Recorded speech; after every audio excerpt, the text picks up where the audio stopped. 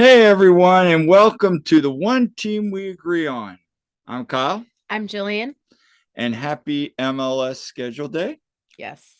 So, if you guys didn't know, today the MLS released all the team schedules for the 2023 season. So, we decided with the holiday season, as I know everybody's running around getting ready for family gatherings and all that, we decided to take a little time tonight and kind of review the Philadelphia Union's 2023 regular season schedule. But before we get started, what are we wearing today? Wearing the 2022 playoff snake shirt.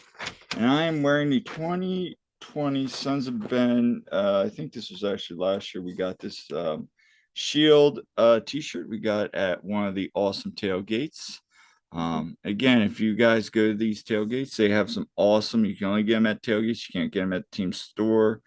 Sometimes they'll have certain items online, but a lot of times they sell out at these tailgates. So again, that's another reason to get to these tailgates throughout the year. So, but before we go ahead, make sure if you're watching on YouTube to subscribe and interact. I guess our question of the day is we'd like to know what games first you're most excited about with the 2023 season, but also what road games are you planning on attending this year?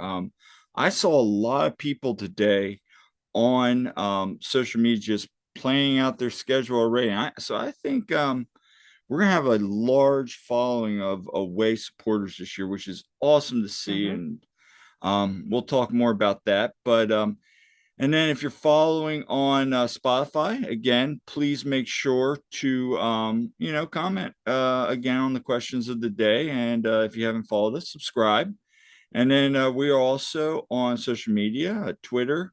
We are at TOTWAG. That's the One Team We Agree On. And then the One Team We Agree On, all one word, on Facebook and Instagram. So let's go ahead and get started. And so, first thoughts, Jillian, when you looked at the schedule.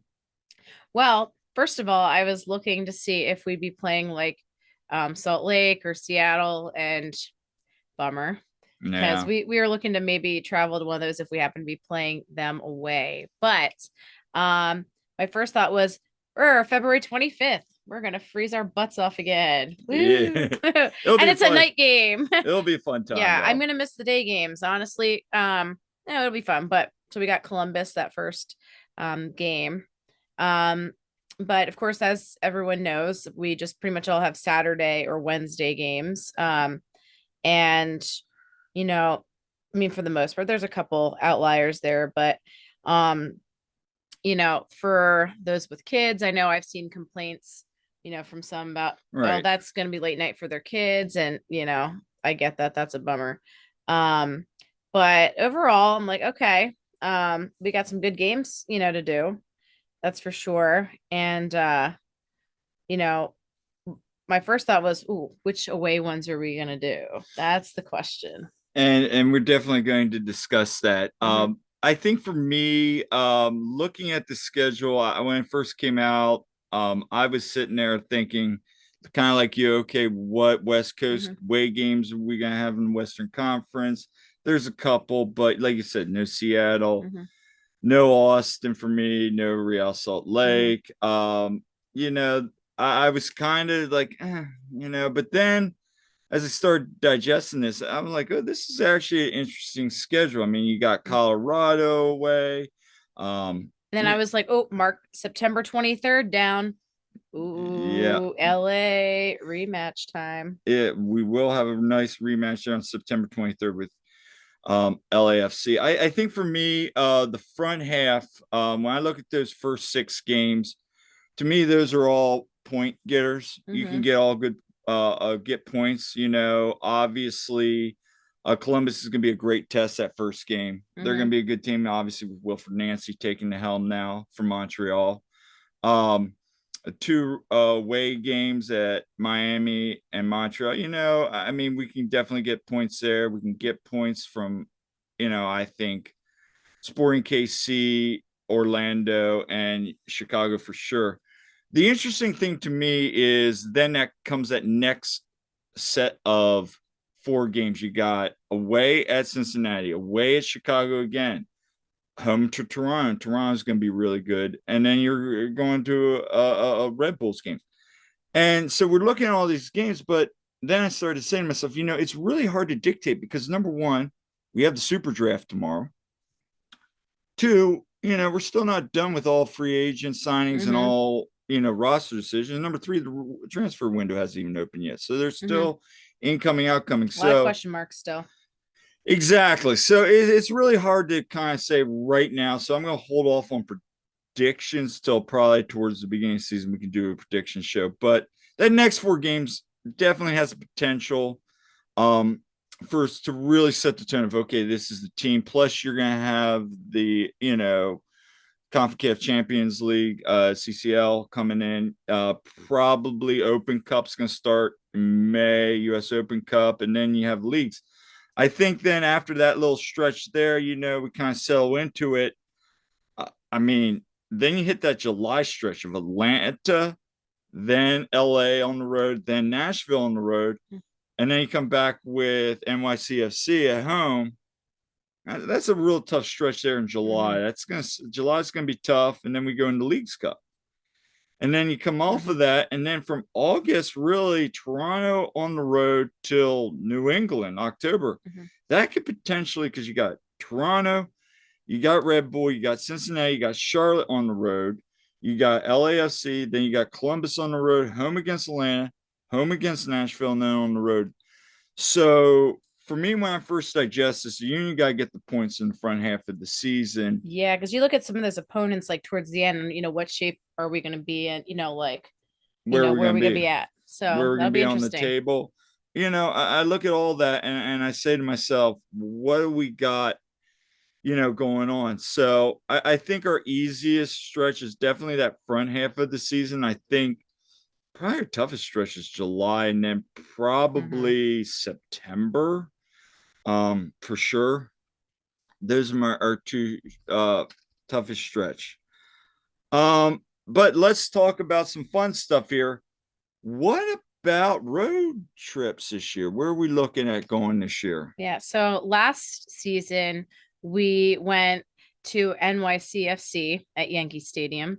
We went to DC and we went to the Red Bulls. So we're looking to, those are the kind of games, yeah, like they're easy, day trips, and we're always open to going to those. But we're looking at, okay, what's a good like travel game to go to, or a place that we haven't been to yet? So, I mean, there's ones that stand out to me, like, well, Colorado is one that I would love to, visit, that, or like Nashville.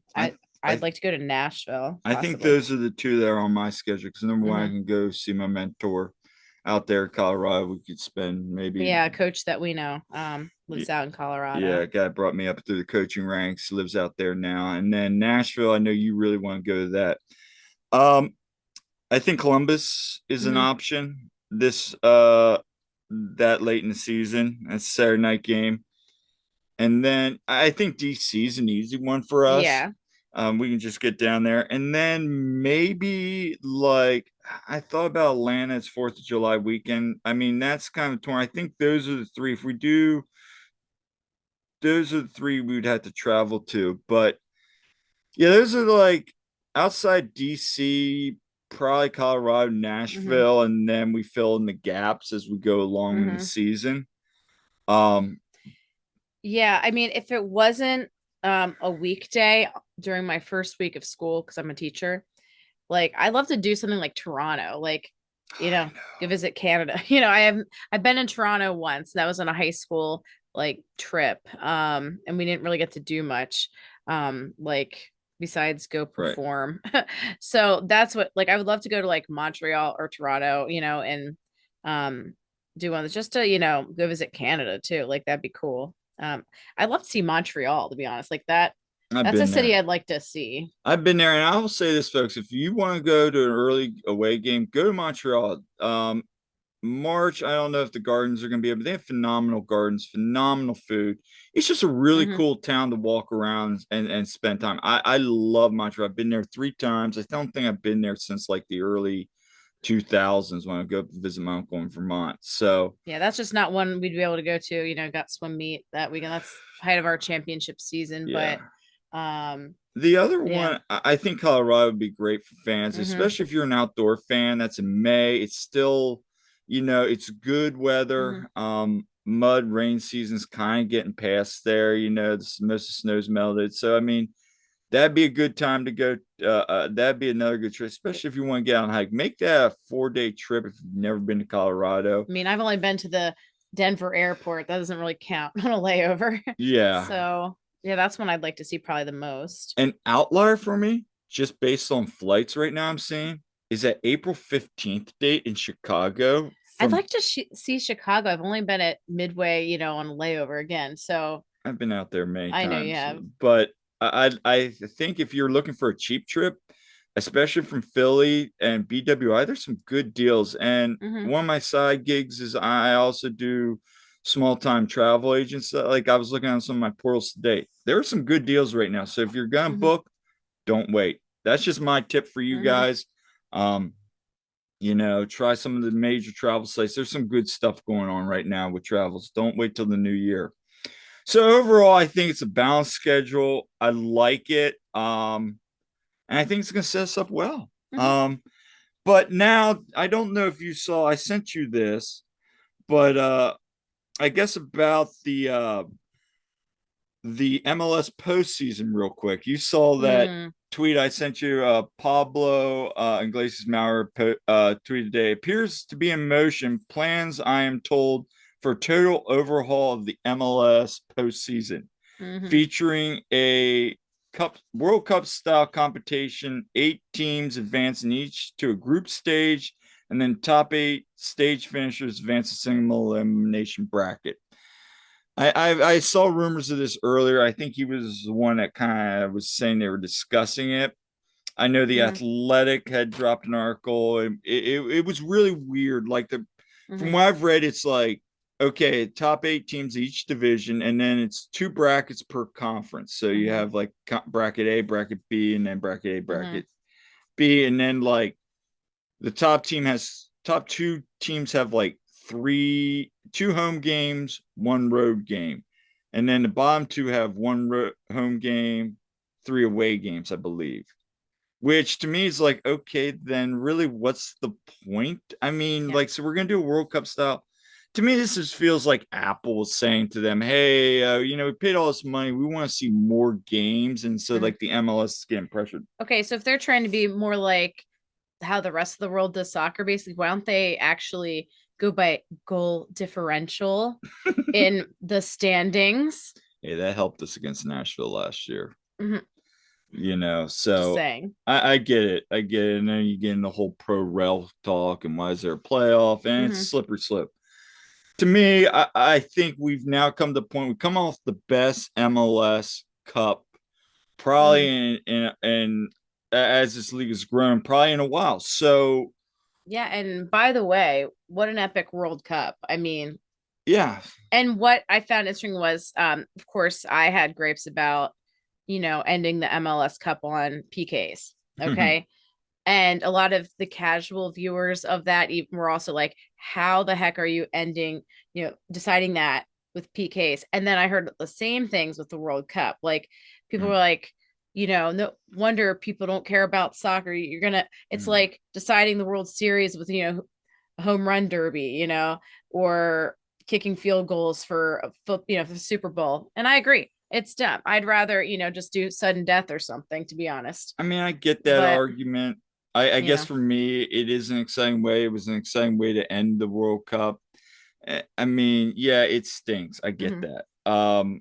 But I mean, yes, sudden death's one thing, but I think, you run the tradition. But getting back to Hmm. that topic, I really hope they don't change it. Hmm. I'm not gonna hold my breath on it, Yeah, same. but I just hope they don't mess it up because that really could mess up. I mean, how are you going to explain to somebody that doesn't understand soccer as a casual fan why are we doing it this way now? Yeah. Like they had like the two legs there for a long Mhm, time. Then they went to single elimination mhm. playoff, which, okay, that's fine. Now we're gonna go to this style. Like, I think the way we've been doing it's better. I mean, because honestly, we're trying to build like the fan bases and stuff here and get more people 100%. interested in it. And I think people that are more casual fans can relate to the playoff system we currently Correct. have in place. It's way more like how, football teams, how, some base, just like with these playoffs, it's a little bit, well, maybe more like football games, but, just I think it's a little bit easier for people to follow with that. Yeah, I mean, I think for right now, I mean, it's just out there. So, it's one of those things you just monitor the situation. Mhm. I think if something comes down pen on paper, then we'll discuss it more. But so yeah, those are our thoughts. We just wanted to drop a quick episode and just kind of give you guys our thoughts on that. Oh, one last thing. Joe Bendik re-signed with Yes. the union. Yeah. Excited? Yeah. I mean, he's good depth there. Oh yeah, Yeah. I mean, honestly, he has good stuff. We saw him, you know, in that game against Pachuca, and he did he had well. he played real well. I mean, If solid backup. if you look at his career statistics, he is exactly that. He's an average MLS goalkeeper. Mhm, He's not flashy. He's not great, but I think he brings you veteran leadership, mhm, obviously, which I've always been a fan of. mhm, Him and Blake can really bring along Freeze and some of these other people. He's a team player, good locker room presence, mhm, and he's serviceable for a game or two. If mhm. U2's out there and Freezes with them, yeah, and Blake's on international duty, Yeah. I mean, I trust him for a game or two. I mean, at least he's not going to, there's a lot worse options than Joe Mhm. Bendik out there Yeah. as MLS starting goalkeeper. So for him to say, "Hey, I want to stay in Philly," rather than he can go to some team and probably compete for a starting job, a lower level bottom of the league Mhm. team, but he wants to stay in Philly, wants to be part of that, and that's a credit to the coaching staff and to the locker room, and I think he's going to be, he loves Philly. So Mhm. um, anyway, that's all the time we have for today. So we're going to talk about the Apple TV deal, but we're going to cut this short because, again, it is the holiday season. We can come back to that at a later date. I do have some thoughts on some of the TV stuff with that Mhm. outside the Apple streaming, but you know, so and then with holidays, we might have another episode, a fun episode, but if not, everybody have a very safe and happy holiday season. Hopefully next week we'll drop a couple another episode or two, We might depending. have to share what union swag we might get for Christmas Yes, we're definitely gonna do that, because that's probably happening. and probably just some other little tidbits and maybe some other thoughts on the schedule. But Yeah, of course, all I want for Christmas I know all you want for Christmas is is stew. stew. All right. Yeah, So until next time, I'm Kyle, I'm Jillian. and this has been an all new episode. We're up at episode 5 now. Wow. Yeah, 5 episodes already. So we'll see you guys next time on the The one one team team we we agree agree on. on.